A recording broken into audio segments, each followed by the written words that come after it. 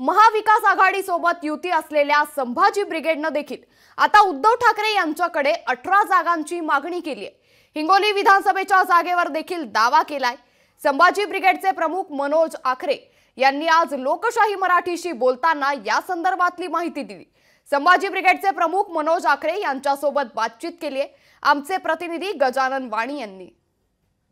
महाविकास आघाडीसोबत युती असलेल्या संभाजी ब्रिगेडने आता महाराष्ट्रामध्ये एकूण 18 जागांची मागणी केलेली आहे आणि सगळ्यात महत्त्वाचं म्हणजे त्यांनी आता हिंगोलीच्या जागेवर देखील दावा केला आहे। आपल्यासोबत संभाजी ब्रिगेडचे प्रमुख आहेत, आपण त्याच्याकडून जाणून घेऊयात। सर, मला सांगा, आपण संपूर्ण राज्यामध्ये 18 जागांची मागणी केली आहे उद्धव ठाकरे यांच्याकडे आणि आता हिंगोलीच्या जागेवर देखील आपण मागणी केली आहे, दावा करताय, काय सांगेल एकंदरीत? विधानसभेच्या निवडणुकीमध्ये संभाजी ब्रिगेडने आपले विचारधारा लोकांपर्यंत पोहोचवली पाहिजे आणि त्यासाठी आपला माणूस हाऊसमध्ये गेला पाहिजे।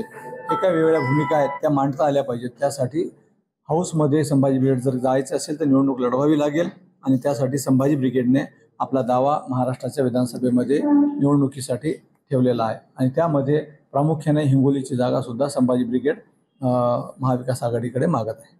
मला एक सांगा, महाराष्ट्रामध्ये नेमक्या कोणकोणत्या जागा आपण मागणी केली?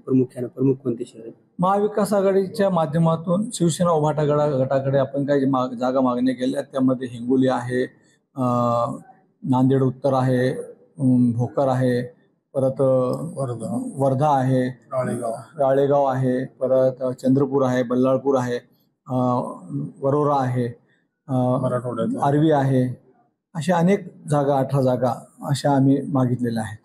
आपण जर बघितलं तर आता संभाजी ब्रिगेडने संपूर्ण महाराष्ट्रामध्ये एकूण 18 जागांची मागणी केलेली आहे आणि हिंगोलीच्या जागेवर देखील दावा केल्याचं पाहायला मिळतंय। कॅमेरामन राजेश सोबत गजानन वाणी, लोकशाही मराठी, हिंगोली।